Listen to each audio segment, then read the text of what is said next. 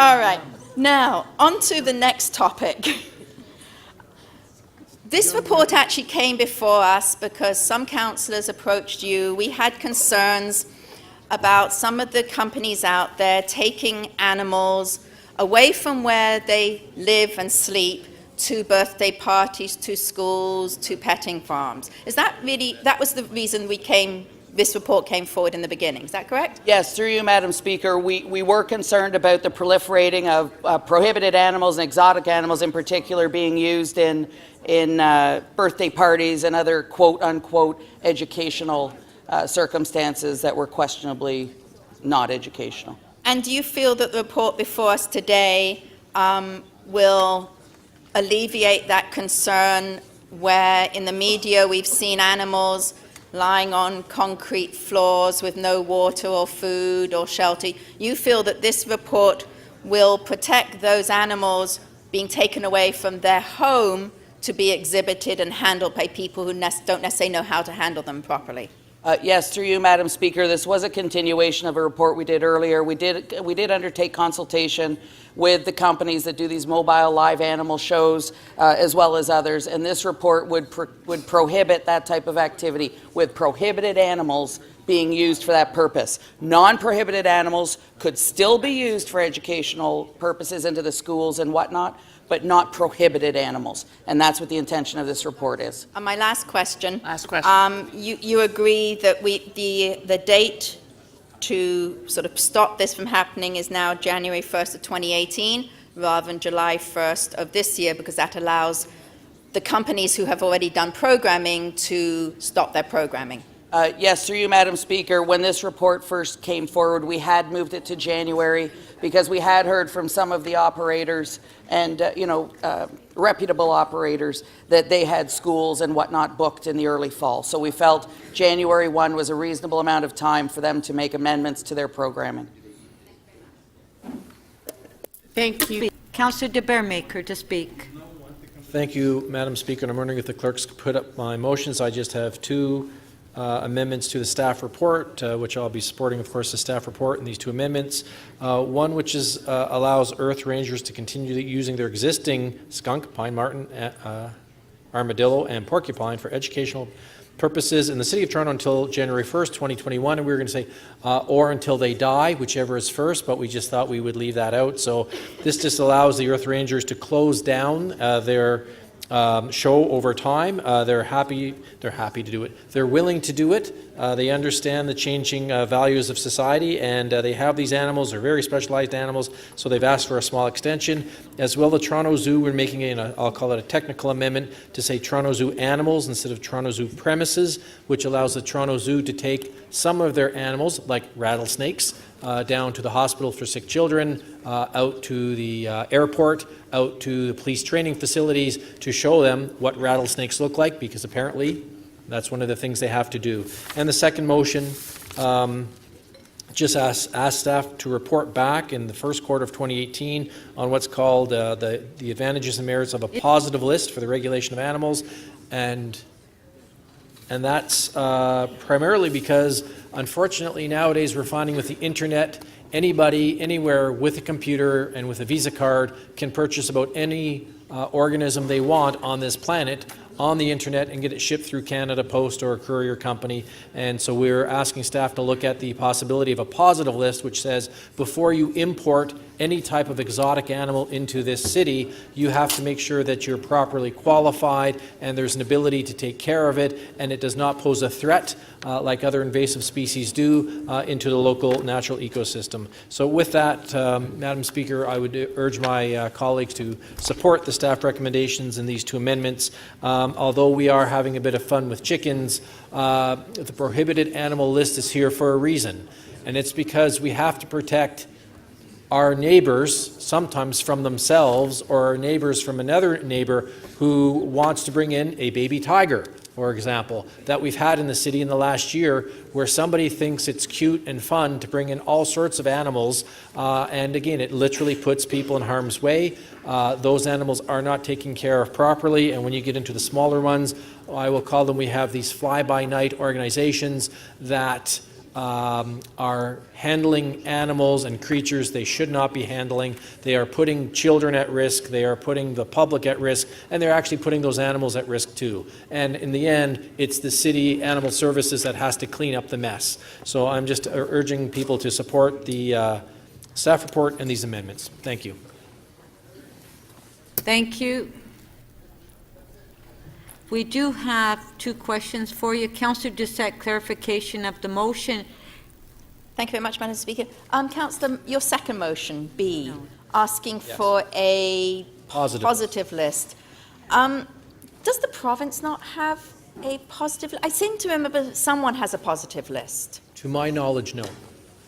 Would this positive list not be so extraordinarily long that that's why we have the prohibited list? No, there are people who don't like the positive list, will tell you that, but we have all sorts of people who call themselves hobbyists, who import all sorts of exotic animals into this city, that if they were released into High Park Pond, for example, they would wipe out much of the wildlife that's in there now. So this allows our staff to say, before you would bring in anything you want into this city, you have to make sure it's approved by the City of Toronto so that we know it doesn't impact High Park or the High Park Pond or the Don River, the Humber River, or harm children.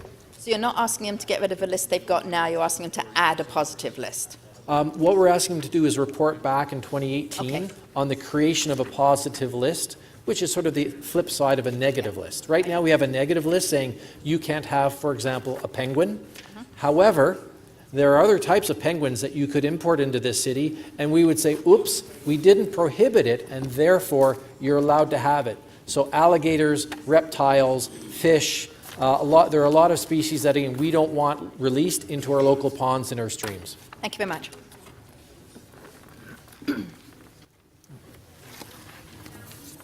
Sir Karygiannis, clarification.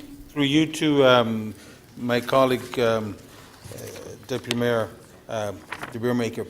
Now, once we do a positive list and a negative list, how would you address the issue if another municipality allows these animals to be there, and the individual goes to the airport, picks up the animal, and goes through the 401? How would you address that? I mean, aren't they going to be intervening? I mean, contravening this thing? I mean, the transportation of animals through our city. I would leave that for staff to tell us about in the staff report that would come back to licensing committee. Certainly my intention in this motion isn't for somebody who might be transporting some type of octopus or squid or eel through our city. Or tiger. Or tiger. But if you wanted to own a tiger or an octopus or some type of eel, to have it at your house, that's when this would kick in. But I would leave that for staff to talk about the This circumstances. is strictly for residential purposes, like for address where the animals would live, not for transportation.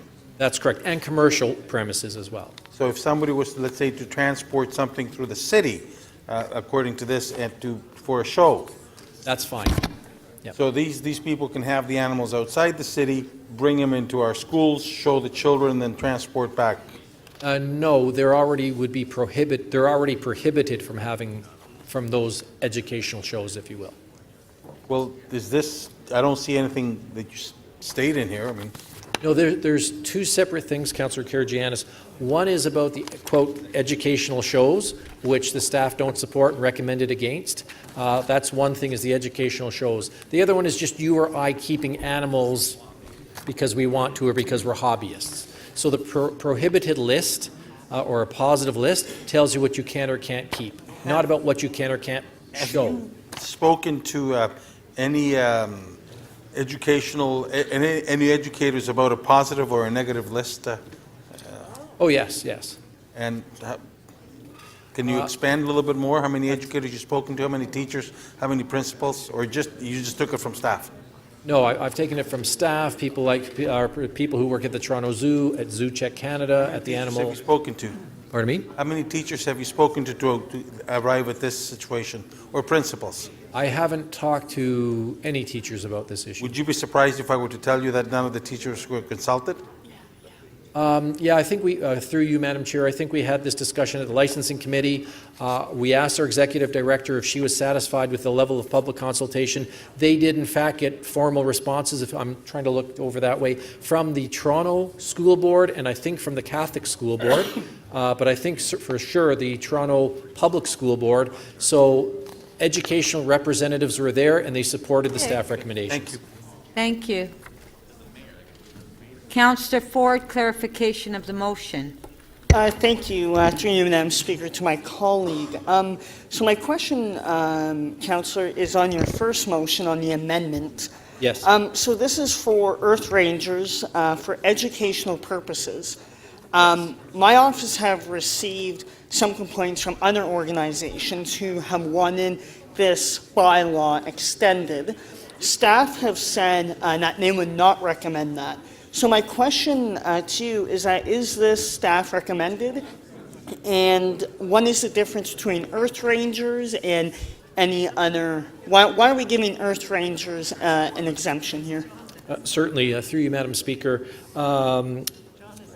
Earth Rangers is a well-established, well-known national charity that raises millions of dollars a year, has professional veterinarians and professional handlers and professional trainers, has insurance, and I can't remember what their insurance is, of millions of dollars. So they are not quite on the par of the Toronto Zoo, because the Toronto Zoo is the largest holder of animals in Canada, but they have the knowledge base and the experience and the insurance that gives me a comfort level that they're going to take care of these animals until they pass, if it's next year, or till this date's up. So the Earth Rangers, unlike some of the groups, they're not opposing our bylaw.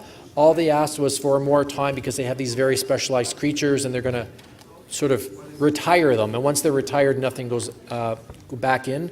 My understanding with some of the groups, they may not be the same ones that we're both talking about, but some organizations just didn't agree with this at all and just wanted to be exempt. And I don't support that exemption with a blank check saying you can do it as long as you want. This organization's, I think, demonstrated to me that they're responsible enough and they're not opposing our legislation, they're agreeing with it. They've just asked for a little bit more time. So I don't even think it'll be to 2021 because animals don't live that long often. Right, and has Animal Services, have you run this amendment by Animal Services?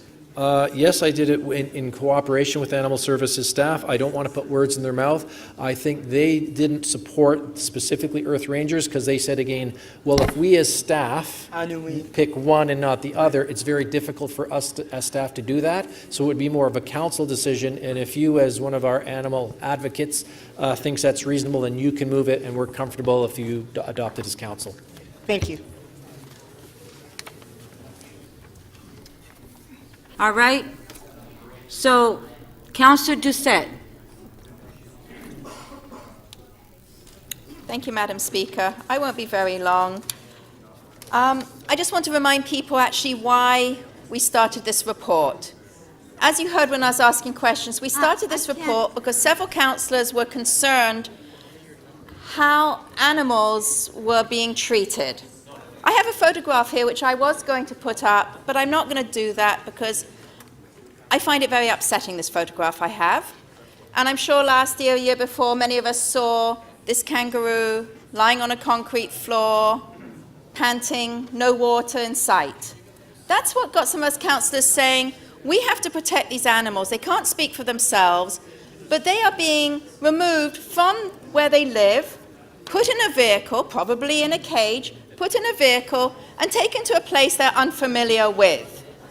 And because it's usually short term, they don't have the facilities there these animals need. So they don't have a nice soft bed, they don't always have a bowl of food, and they don't always have water. My understanding is they don't feed them too much when they're away from home because food goes through an animal and they don't want to have to clear that up during the visit there or through transportation. Too much information. I apologize. I'm trying to be very good here. So we felt that this was cruel behavior. It actually doesn't matter what the animal is. We were looking at trying to protect these animals. We heard about a flamingo standing in a little bowl of water. We saw this kangaroo. We know of other animals taken away from their comfort zone. So that's really why we opened this up. Take our seats, we'll vote.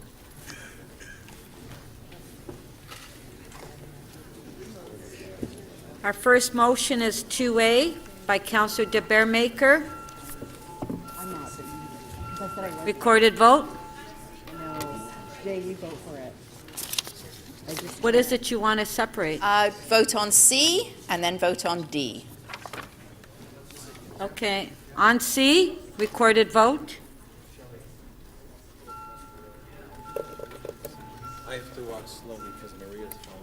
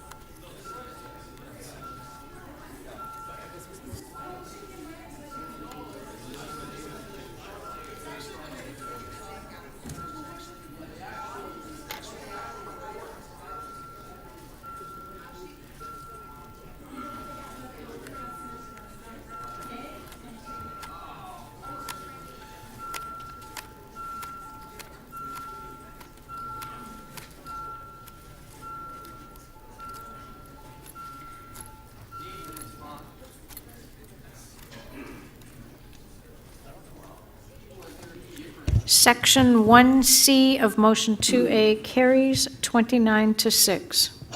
Okay, D, recorded vote.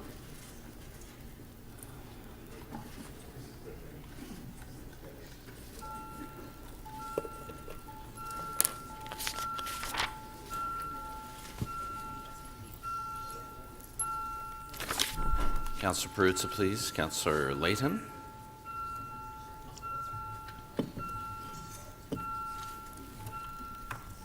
Counselor.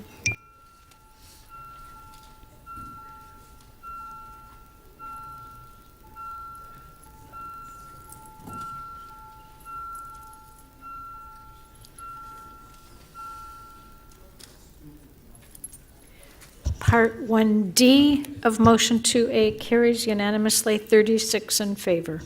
Motion 2B. On favor? Recorded?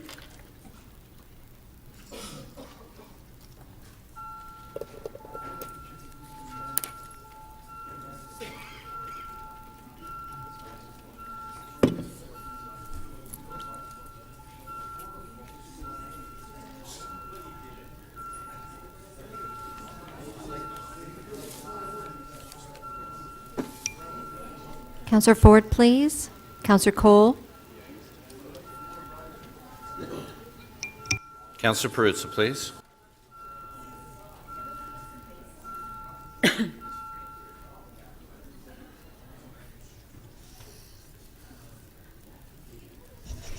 Motion 2B carries 26 to 11.